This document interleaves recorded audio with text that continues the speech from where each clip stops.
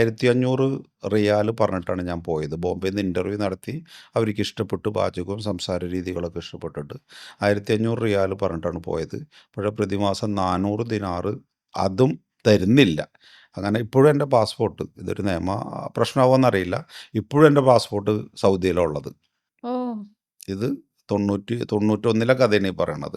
Passport ഇല്ലാതെ പിന്നെ അവിടെ നിന്ന് എംബസി മുഖേന ഔട്ട് പാസ് അടിച്ചിട്ടാണ് ഞാൻ നാട്ടിലേക്ക് കയറി വരുന്നത്. കയറി വരാൻ അല്ലെങ്കിൽ സഹിച്ച് അവിടെ നിന്നാണ് വീടിന് വേണ്ടി, നമ്മുടെ കുടുംബത്തിന് വേണ്ടി ഒന്നുകൂടി നിന്നാനായിരുന്നു. 400 ആണെങ്കിൽ 400 നിന്നാനായിരുന്നു. പക്ഷേ യുദ്ധം അവസാനിച്ചു. അപ്പോൾ വീണ്ടും തിരിച്ച് കുവൈത്തിലേക്ക്. അവിടെ ഒരു പ്രധാനപ്പെട്ട എൻ്റെ ജീവിതയാത്രയിൽ ഒരുപാട് ആളുകളുടെ പേര് പരാമർശിക്കേണ്ടതായിട്ട് വന്നിട്ടുണ്ട്. അപ്പോഴെല്ലാവരും നമുക്കിപ്പോൾ ഇതേമാതിരിയുള്ള ഇൻ്റർവ്യൂവിലോ ഇതേമാതിരിയുള്ള സംസാരത്തിൽ നമുക്ക് പരാമർശം പറ്റില്ല. അപ്പോൾ കേൾക്കുന്നവരെല്ലാവരും, എന്നെ സ്നേഹിക്കുന്നവരെല്ലാവരും ആ ഒരു പേര് കൂടി ഞാൻ ഓർക്കുന്നതായിട്ട് ഞാൻ എന്നെ തന്നെ ഒന്ന് ബോധ്യപ്പെടുത്തുകയാണ്. അപ്പോൾ അതിൽ കോഴിക്കോട് പുതിയങ്ങാടി സ്വദേശി, ജീവിതത്തിലൊരു ടേണിംഗ് പോയിൻ്റ് അദ്ദേഹത്തോടു കൂടിയുള്ള, ഞാൻ കുവൈത്തിൽ ചെന്നിട്ട്, ഇപ്പോൾ ഇത് 85 കുവൈത്തിൽ ചെന്നിട്ട് ഞാൻ ആദ്യമായിട്ട് കണ്ടു പരിചയപ്പെടുന്ന ഒരാളാണ് ഈ കോഴിക്കോട് പുതിയങ്ങാടി സ്വദേശി അയ്യപ്പൻകണ്ടി അഹമ്മദ് മകൻ നസീർ എന്ന് പറയും. പുതിയങ്ങാടി സ്വദേശിയാണ്. 85 ഞാൻ ചെല്ലുമ്പോൾ അവൻ അതിന് മുമ്പ് 84 വന്ന്. അപ്പോൾ അവനിൽ നിന്ന് എന്നെക്കാട്ടിലും പ്രായം കുറവാണ്.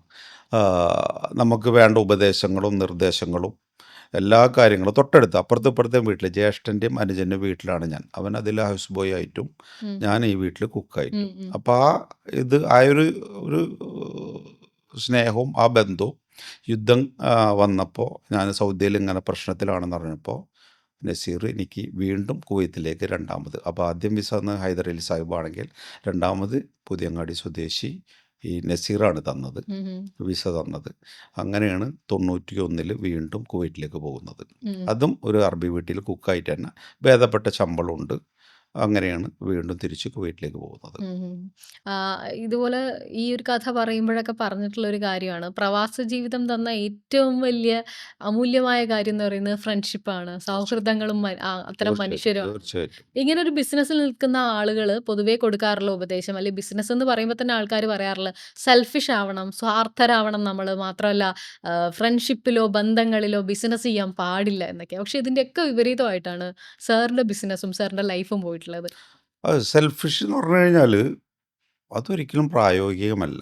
നമുക്ക് പരസഹായമില്ലാതെ ആർക്കും, അത് ബിസിനസ്സിൽ തന്നെയല്ല, ഏത് ഇതിലാണെങ്കിലും പരസഹായമില്ലാതെ, മറ്റുള്ളവരുടെ ഒരു സമ്പർക്കമില്ലാതെ, അവരുടെ സഹകരണമില്ലാതെ, അവരുടെ സൗഹൃദമില്ലാതെ, സഹായമില്ലാതെ നമുക്ക് മുന്നോട്ട് പോകാൻ വളരെ പ്രയാസമാണത് തീർച്ചയായിട്ടും. ഇപ്പോൾ ഒരു എക്സാമ്പിൾ പറയാം. നമ്മളൊരു പാറക്കല്ല് കിടക്കുന്നു, ഒരു സ്റ്റോൺ കിടക്കുന്നു, അതെനിക്ക് ഒറ്റയ്ക്ക് എടുക്കാൻ പറ്റില്ല. അതേ സ്ഥാനത്ത് ഒരു 4 പേരുണ്ടെങ്കിൽ, അല്ലെങ്കിൽ ഒന്നോ എന്നിൽ കൂടുതൽ 2 3 4 പേരുണ്ടെങ്കിൽ അത് നിഷ്പ്രയാസം നമുക്ക് ഈസി ആയിട്ട് എടുക്കാൻ പറ്റും. പക്ഷെ അങ്ങനെ എടുക്കുമ്പോൾ ഒരു കാര്യമുണ്ട്, ഈ 4 പേരും ഒരേ മനസ്സും ഏകദേശം ഒരു സാമ്യമുള്ള ആളുകളായിരിക്കണം. അല്ലെങ്കിൽ ഈ കല്ല് ഒരാൾ അങ്ങോട്ട് വലിക്കും, ഒരാൾ ഇങ്ങോട്ട് വലിക്കും, റൈറ്റിലേക്കും ലെഫ്റ്റിലേക്കും, 4 ഭാഗത്തേക്കും ഓരോരുത്തരുടെ ഇഷ്ടത്തിന് വലിക്കും.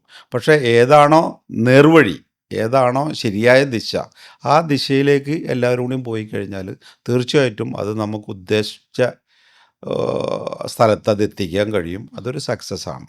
അപ്പോൾ പ്രത്യേകിച്ച് ഒരുപാട് ആളുകളുടെ, എൻ്റെ പ്രവാസ ജീവിതത്തിൽ നിന്ന് എനിക്ക് ഒരുപാട് സൗഹൃദങ്ങൾ, എവിടെയും പറയുന്നത് പോലെ തന്നെ ഒരുപാട് സൗഹൃദങ്ങൾ അവരിൽ നിന്നാണ് ഞാൻ ഉണ്ടായിട്ടുള്ളത്. ഇന്നിപ്പോൾ ഒരു ഡോക്ടറേറ്റ് കിട്ടുന്ന തരത്തിൽ ഒരു ഡോക്ടർ കെ അബ്ദുള്ള ഹംസ എന്ന് പറയുന്ന രീതിയിലേക്ക് വരുമ്പോൾ അങ്ങനെ ഒരുപാട് ആളുകളുടെ, ഞാൻ തുടക്കത്തിൽ പറഞ്ഞ പോലെ ദൈവത്തിൻ്റെ ഒരു കരുണ, അതുപോലെ തന്നെ പ്രിയപ്പെട്ട മാതാപിതാക്കളുടെ ഒരു അനുഗ്രഹം, അതുപോലെ ഇമ്പോർട്ടൻ്റ് ആയിട്ട് പറയാവുന്ന ഒരു കാര്യം തന്നെയാണ് സൗഹൃദ ബന്ധത്തിൽ കൂടി കിട്ടുന്നത്.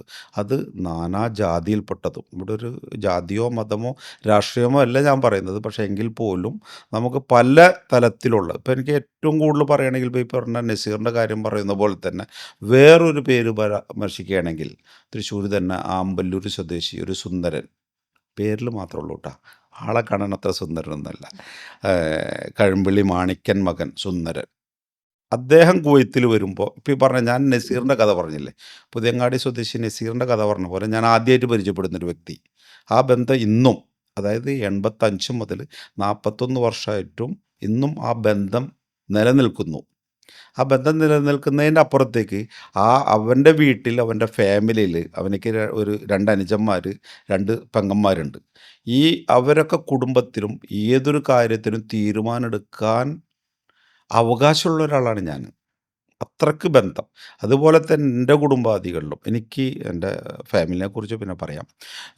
എനിക്ക് 3 പെങ്ങന്മാരാണ്. ഉം. ജ്യേഷ്ഠനുണ്ട്, അനുജനുമുണ്ട്. 6 പേരുണ്ട്. ഉം. 6 പേരും ഇന്ന് എന്നോടൊപ്പം എല്ലാവരും നല്ല സൗഹൃദത്തിലുണ്ട്. അപ്പോൾ ഈ കുടുംബങ്ങളിലൊക്കെ ഇപ്പം ഈ പറഞ്ഞ മാതിരി നസീറിന്, കോഴിക്കോട്ടുകാരൻ നസീറിന് എന്തും തീരുമാനിക്കാനുള്ള അനുവാദമുണ്ട്. അപ്പോൾ ആ സൗഹൃദ ബന്ധത്തിന് വെറും കണ്ടുപരിചയത്തിൽ തുടങ്ങിയിട്ടുള്ള ബന്ധം ഇന്ന് ഈ 41 വർഷമായിട്ടും അത് നിലനിൽക്കുന്നു. ഇത്രമാത്രം ഇരു കുടുംബങ്ങളിലും കുടുംബാംഗങ്ങളിലും, കുടുംബത്തിൽ മാത്രമല്ല, കുടുംബാംഗങ്ങളിലും സ്വാധീനം ചെലുത്താൻ പറ്റാവുന്ന രീതിയിൽ. അപ്പോൾ സൗഹൃദ ബന്ധത്തിൻ്റെ ആഴം മനസ്സിലാക്കാൻ വേണ്ടിയാണ് ഞാൻ ഇത്രയും ഡീറ്റെയിൽസ് ആയിട്ട് പറഞ്ഞത്. അതുപോലെ തന്നെ പേര് പറഞ്ഞ ഒരുപാട് ആളുകൾ, ഞാൻ വീണ്ടും പറയുന്നു, ഇത് കാണുന്ന എൻ്റെ സൗഹൃദ വലയത്തിലുള്ളയും എൻ്റെ എല്ലാ തരത്തിലുള്ള എന്നെ സ്നേഹിക്കുന്ന ആളുകളോടും പറയണത്, എല്ലാവരുടെ പേരും എൻ്റെ മനസ്സിലും ഹൃദയത്തിലും ഉണ്ട്. എങ്കിലും ചില പേരുകൾ പരാമർശിക്കാതെ പോകാൻ പറ്റില്ല. അതെ. ഞാനൊരു ഇത് പറയണം, മതപരമായി ഇതൊരു പറയണത് പല സൗഹൃദങ്ങളുടെ ഒരു ഇത് പറയണം. ആ രീതിയിൽ വരുമ്പോൾ ഇപ്പോൾ ഈ പറഞ്ഞ കഴുമ്പള്ളി, ആമ്പല്ലൂർ സ്വദേശി കഴുമ്പള്ളി മാണിക്യം മകൻ സുന്ദരൻ, ഇന്നും അദ്ദേഹം ഇതേമാതിരി വേറെ ട്രെയിനിങ്. അവർ ആദ്യമായിട്ട് കുവൈത്തിലേക്ക് വരുമ്പോൾ ഏകദേശം 2007 കുവൈത്തിലേക്ക് ആദ്യമായിട്ട് കമ്പനിയിൽ, സുബാറോ കമ്പനിയുടെ ഒരു ഡീലർഷിപ്പിലേക്ക് ജോലിക്ക് വരുമ്പോൾ എന്നെയാണ് ആദ്യമായിട്ട് കാണുന്നത്. ഞാനന്നൊരു സൂപ്പർ മാർക്കറ്റ് നടത്തുകയായിരുന്നു. അതിൻ്റെ തൊട്ടുമേലെ ഇരുന്ന് അവർ അക്കോമഡേഷൻ ഉണ്ടായത്. അങ്ങനെ വന്ന് പരിചയപ്പെടുന്നതാണ് അവനെ. ആ ബന്ധം ഇന്നും ഇതുപോലെ തന്നെ ആ കുടുംബത്തിൽ എന്താവശ്യങ്ങളുണ്ടോ, ഇപ്പോൾ പറഞ്ഞ മാതിരി അവരൊരു വിവാഹ ചടങ്ങ് കണക്കിന് ദക്ഷിണയിൽ ഇപ്പോൾ എനിക്ക് ആദ്യം തരിക. അതൊരു നമ്മുടെ ഒരു ആചാരങ്ങൾക്കൊക്കെ അത് മാറ്റി. അതേമാതിരി അവർ അമ്പലത്തിലായിരുന്നാലും എല്ലാ ചടങ്ങുകളിലും നമ്മൾ ശരിക്ക് കൂടെ നിന്നിട്ട് നമ്മുടേതായിട്ടുള്ള എല്ലാവിധ ചടങ്ങുകളിലും അവരും വന്ന് നിൽക്കുക എന്നുണ്ട്. അതൊരു ഭയങ്കരമാണ്. അപ്പോൾ സൗഹൃദങ്ങൾക്ക് ഇതുപോലെ പല ആളുകളെയും പേര് പറയാനുണ്ട്, പക്ഷേ ഇവിടെ പരാമർശിക്കുന്നില്ല എന്ന് മാത്രമേ ഉള്ളൂ. അപ്പോൾ സൗഹൃദങ്ങൾ ഏറ്റവും വലിയൊരു സമ്പാദ്യമാണ്. എൻ്റെ ബിസിനസ്സിൻ്റെ, എൻ്റെ ജീവിതത്തിൻ്റെ അടിത്തറ തന്നെ അങ്ങനെയുള്ള സൗഹൃദ ബന്ധങ്ങളാണ്. സൗഹൃദത്തിൽ നിന്നാണ് പിന്നെ ഒരു സ്റ്റേജ് തുടങ്ങുന്നത് അല്ലേ? അതെ. ഒന്നിച്ചുള്ള ഹോട്ടൽ ഗ്രൂപ്പ് ഗ്രൂപ്പുകളിലേക്കൊക്കെ കടക്കുന്നത്. അതിനെക്കുറിച്ച് പറയുകയാണെന്നുണ്ടെങ്കിൽ ഒരു വളരെ രസകരമാണ്. മലപ്പുറം ജില്ലയിലെ എടപ്പാൾ സ്വദേശി ഉം. നൗഷാദാണ് എന്നെ ഈ ഒരു ഫീൽഡിലേക്ക്, ഉം. ഈ നൗഷാദ് വരുന്നത് ഞാൻ വിസ എടുത്തിട്ട് കുവൈറ്റിലേക്ക് വരുന്നത്. ഉം. ഒരു ടേണിങ് നോക്കണം. അതെ. അവൻ വന്നു, അവൻ തന്നെ പറയാം, കാരണം 56 വയസ്സുള്ളൂ, ഉം. എൻ്റെ പ്രായം പറയണ്ട കേട്ടാ. അപ്പോൾ അവർ വന്നത് ഇപ്പോൾ ഈ ഫീൽഡിലേക്ക്, ഈ ഹോട്ടൽ ഫീൽഡിലേക്ക്. അപ്പോൾ ഞാൻ ഇപ്പോൾ ജസ്റ്റ് ആദ്യം കുക്കായിട്ട് നിന്നു. 2000 വരെ കുക്കായിട്ട് വീട്ടിൽ, 1991 മുതൽ 9 വർഷം വരെ വീട്ടിൽ തന്നെ കുക്കായിട്ട് നിന്നു. അതിനുശേഷം ഒരു സൂപ്പർ മാർക്കറ്റിൽ ജോലിക്ക് കയറി, പിന്നെ അത് നടത്താനായിട്ടെടുത്തു. അങ്ങനെ സ്റ്റെപ്പായിട്ട് ഇത് നടത്തിക്കൊണ്ടിരിക്കുമ്പോൾ ഈ ഒരു സൂപ്പർ മാർക്കറ്റിൽ ജോലി ചെയ്തുകൊണ്ടിരിക്കുമ്പോഴാണ് ഈ PRO വർക്കിലേക്ക് കിടക്കുന്നത്. അതായത് എൻ്റെ ഓൺ വിസ തന്നെ. അപ്പോൾ ഒരു രസകരമായിട്ടുള്ളൊരു സംഭവമാണത്. എൻ്റെ വിസ തന്നെ അടിക്കാൻ വേണ്ടിയിട്ട് ഒരു സിറിയൻ മന്തൂപ്പായിരുന്നു, PRO ആയിരുന്നു ഈ സൂപ്പർ മാർക്കറ്റിനുണ്ടായത്. സൂപ്പർ മാർക്കറ്റ്, അതേമാതിരി ലോണ്ട്രി, അങ്ങനെ കുറേ കടകളുണ്ട്. അതിൻ്റെ ഒക്കെ ഒരു മന്തൂപ്പ് എന്ന് പറയും, PRO ആണത്, സിറിയക്കാരൻ. ഇവൻ എൻ്റെ വിസ അടിക്കാൻ വേണ്ടിയിട്ട് ഒരു മാസത്തോളം കൊണ്ടു നടന്നിട്ട് അടിക്കണില്ല. അപ്പോൾ പഴയ സ്പോൺസർ വിസ മാറ്റാത്തതിന് ഷൗട്ട് ചെയ്തു തുടങ്ങി, എന്തുകൊണ്ട് വിസ മാറ്റുന്നില്ല. അപ്പോൾ എല്ലാ ദിവസവും ഈ PRO പോകും, ഓഫീസിൽ പോകും. അത് സിറിയക്കാരെന്ന് പറഞ്ഞപ്പോൾ അറബി വംശജനാണ്. അപ്പോൾ അവർക്കൊരു പ്രയോറിറ്റി ഉണ്ടാവുമല്ലോ സംസാരത്തിന്. നമ്മൾ മലയാളികൾ, ഇന്ത്യക്കാർ എത്ര അറബി സംസാരിച്ച് കഴിഞ്ഞാലും ഇപ്പോൾ അത്യാവശ്യം സംസാരിക്കും. എങ്കിലും ഇപ്പോൾ ഈ ഒരു സിറിയക്കാരനോ ഈജിപ്ഷ്യനോ സംസാരിക്കുന്ന തരത്തിലേക്ക് നമുക്ക് മാറാൻ കഴിയില്ല. അത്രയ്ക്ക് അങ്ങോട്ട് ഇതാകൂല. അറബി വംശജനായിട്ടുള്ള ഒരാൾ തന്നെ പോയിട്ട് നടക്കാത്തൊരു കാര്യം. എന്തോ ഞാൻ ആദ്യം തുടക്കത്തിൽ പറഞ്ഞ പോലെ ദൈവാനുഗ്രഹം. ഇതൊരു ഫയറിങ് തുടങ്ങി. അതായത് വിസ മാറ്റിയില്ലെങ്കിൽ ഇത് ക്യാൻസൽ ചെയ്യുന്നുള്ളൊരു ഭീഷണി വന്നു.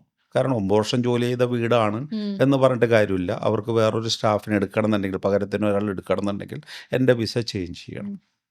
അങ്ങനെ വന്നപ്പോൾ അവിടുന്ന് ഇപ്പോൾ വിസ ഒരു 3 ഡേയ്സ് എനിക്ക് ഡേറ്റ് തന്നു. 3 ദിവസത്തിനുള്ളിൽ മാറ്റിയില്ലെങ്കിൽ വിസ ക്യാൻസൽ ചെയ്ത് നാട്ടിലേക്ക് കയറ്റി വിടുമെന്ന് പറഞ്ഞു. അപ്പോൾ ഞാൻ ഈ സൂപ്പർ മാർക്കറ്റിലെ ജോലി ചെയ്യണം. അപ്പോൾ സൂപ്പർ മാർക്കറ്റിൻ്റെ സ്പോൺസറോട് പറഞ്ഞു. അങ്ങനെ എൻ്റെ സ്പോൺസർ ഒരു കൊണ്ടോട്ടിക്കാരനായിരുന്നു. പുള്ളിയുടെ സ്ഥാപനം മദീന സ്റ്റോർ എന്ന് പറയും. പുള്ളിയുടെ സ്ഥാപനത്തിലാണ് ജോലി ചെയ്തിരുന്നത്. അപ്പോൾ സ്പോൺസറെ വിളിപ്പിച്ച് പറഞ്ഞിങ്ങനെ ഹംസയുടെ വിസ മാറ്റിയില്ല എന്നുണ്ടെങ്കിൽ പ്രശ്നമാണ്, കയറ്റി വിടുന്ന പറഞ്ഞു. അപ്പോൾ എന്നോട് സ്പോൺസർ പറഞ്ഞു ഈ സിറിയക്കാരൻ്റെ നിന്ന് ഡോക്യുമെൻ്റൊക്കെ തിരിച്ചു മേടിച്ച്, എന്നിട്ട് പറഞ്ഞു ഈ ഡോക്യുമെൻ്റ് എൻ്റെ തന്നിട്ട് പറഞ്ഞ് നീ രാവിലെ തന്നെ ഫർവാനിയ എന്ന് പറഞ്ഞ സ്ഥലത്താണ് ഗവർണറേറ്റ്, അവിടെയാണ് പാസ്പോർട്ട് ഓഫീസ് ഉള്ളത്. രാവിലെ ഒരു 10 മണിയാകുമ്പോൾ നീ പാസ്പോർട്ട് ഓഫീസിലേക്ക് പോവാ. സ്പോൺസർ അറബി, കുവൈറ്റി, ഞാൻ അങ്ങോട്ട് വരാമെന്ന് പറഞ്ഞു. അപ്പോൾ ഈ സ്പോൺസറായിട്ട് നമുക്കധികം പരിചയമില്ല. ആകെ 1-2 പ്രാവശ്യം കണ്ടിട്ടുള്ളൂ. പിന്നെ അവിടുത്തെ ആളുകൾക്കൊക്കെ ഒരേ യൂണിഫോം ആയിരിക്കുമല്ലോ. ഒരു അറബി ഡ്രസ്സ് ഇട്ട് കഴിഞ്ഞാൽ ദാഷ്ട്രീയം തലയിലൊരു കെട്ടും വെച്ച് കഴിഞ്ഞാൽ എല്ലാവരും കാണുമ്പോഴും. അപ്പോൾ ഞാൻ പിറ്റേ ദിവസം ഇതേ പറഞ്ഞ മാതിരി തന്നെ അദ്ദേഹം പറഞ്ഞ മാതിരി തന്നെ ഡോക്യുമെൻ്റൊക്കെ ആയിട്ട് ഒരു ഫയലാക്കിയിട്ട് ഞാൻ രാവിലെ പാസ്പോർട്ട് ഓഫീസിൽ പോയി. അവിടെ പോയിട്ട് ഇങ്ങനെ വെയിറ്റ് ചെയ്ത് ഇങ്ങനെ നിൽക്കണം. ഞാൻ 9 മണിക്ക് തന്നെ അവിടെ എത്തി. തൊട്ട് നിൽക്കുകയാണ്. അങ്ങനെ നിന്നുകൊണ്ടിരിക്കുമ്പോൾ കുറേ നേരമായിട്ട് ഞാൻ ഓരോ വണ്ടി വരുമ്പോഴും നോക്കും, ഓരോ അറബികൾ വരുമ്പോഴും അസ്സലാമു അലൈക്കും എന്ന് പറയും, എന്നെ അറിയട്ടെ എന്ന് ചോദിച്ചിട്ട്. കാരണം മുഖപരിചയമില്ല. ഈ അറബി വരും 10, 11, 11:30 മണിയായിട്ടും ഇദ്ദേഹം കണ്ടില്ല. ഞാൻ ഈ എൻട്രൻസിൽ തന്നെ, മെയിൻ എൻട്രൻസിൽ തന്നെ നിൽക്കുകയാണ്. അത്രയും നേരം നിന്നിട്ട് ഇത് കാണുക വരിക പോവുക ഒന്നും ചെയ്തിട്ടില്ല. അപ്പം എനിക്ക് ആകെപ്പാടെ ടെൻഷനായി. കയറ്റി വിടുമല്ലോ. അപ്പോൾ നമ്മുടെ ചെറിയൊരു ശമ്പളത്തിൽ ഉയർന്നു വരികയാണ്. അതായത് താഴേക്കിടയിൽ ഇപ്പോൾ ഒരു അറബി വീട്ടിലെ അടുക്കളപ്പടിയിൽ നിന്ന് ഒരു സൂപ്പർ മാർക്കറ്റിലേക്ക് ജോലി, അത് ഓൾ ഇൻ ഓൾ ആയിട്ടാണ് ചെയ്യുന്നത്. കേഷ്യറും സെയിൽസും ഒക്കെ കൂടിയായിട്ടുള്ള ഇതാണ്. നല്ല ഇതായിരുന്നു. അപ്പോൾ ഒരു ഉയർച്ച വന്ന സമയത്ത് ഇങ്ങനെ തടസ്സം വന്നപ്പോൾ ആപ്പാടൊരു വിഷമവും പ്രയാസങ്ങളായിട്ട് ഇങ്ങനെ നിൽക്കണം. ഓരോ അറബികൾ വരുമ്പോഴും ഇങ്ങനെ നിൽക്കും, നോക്കും, സലാം ചെല്ലും, എല്ലാവരും ഒരു മറുപടി പറയും, പോകുന്നല്ലാണ്ട് ആരും എന്നെ കണ്ടിട്ട് മൈൻഡ് ചെയ്യണില്ല. അങ്ങനെ നിൽക്കുമ്പോൾ അവിചാരിതമായിട്ട് ഞാൻ ഈ ജോലി ചെയ്ത ആ വീട്ടിലെ ഒരു സ്ത്രീയുടെ അനിയത്തിയുണ്ട്, ആ മേഡത്തിൻ്റെ അനുജത്തി. എന്താ അല്ല ഹംസ അസ്സലാമു അലൈക്കും എന്ന് പറഞ്ഞിട്ട് ഒന്ന് കൈ തന്ന്, നീ എന്താ ഇവിടെ നിൽക്കണമെന്ന് ചോദിച്ചു. അപ്പോൾ അവിടെ നിന്ന് പോകുന്നതൊക്കെ അവർക്കറിയാം. അപ്പോൾ ഞാൻ പറഞ്ഞു ഇങ്ങനെ വിസ അടിക്കാൻ വേണ്ടി വന്നതാണ്, കുവൈറ്റ് ഇപ്പോൾ വരും. അപ്പോൾ അവർ വേഗം ഡോക്യുമെൻ്റ് ഇങ്ങനെ മേടിച്ചിട്ട് നോക്കി. ഡോക്യുമെൻ്റ് നോക്കിയിട്ട് അവർ താൽ എന്ന് പറഞ്ഞിട്ട് അറബിയിൽ വാ എന്നും പറഞ്ഞിട്ട് നേരെ അകത്തേക്ക് എന്നെ കൊണ്ടുപോയി. അപ്പോൾ ഈ പുറത്ത് ഈ ചൂടിൽ നിൽക്കുകയാണ്. എസിയുടെ അകത്തേക്ക് കയറി, അതൊരു ആശ്വാസം. അപ്പോൾ എനിക്ക് സംശയം പുള്ളി വന്നിട്ട് എന്നെ കാത്ത് നിൽക്കുമോ എന്നുള്ളത്. നല്ല 10 മണി മുതൽ 11:30 വരെ അല്ല, എന്തായാലും ഇവരെ കൂടെ ഞാൻ പോയി. ഇവരെന്നെ അവിടെ കൊണ്ടുപോയിട്ട് അവരെ ഓഫീസിൽ അവരെ ഇരുത്തി. അപ്പോൾ ഇവർ ഇവിടെയാണ് ജോലി എന്നുള്ളതൊന്നും നമുക്കറിയില്ല.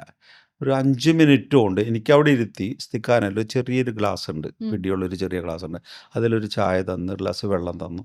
അത് കുടിച്ചിരിക്കുമ്പോഴത്തെ ഇവരെൻ്റെ വിസ അടിച്ചിട്ടുണ്ട്, എൻ്റെ പാസ്പോർട്ട് കൊണ്ട് കൊണ്ടു തന്നു. അതൊരു ജീവിതത്തിൽ നമുക്ക് നശിച്ചു പോയി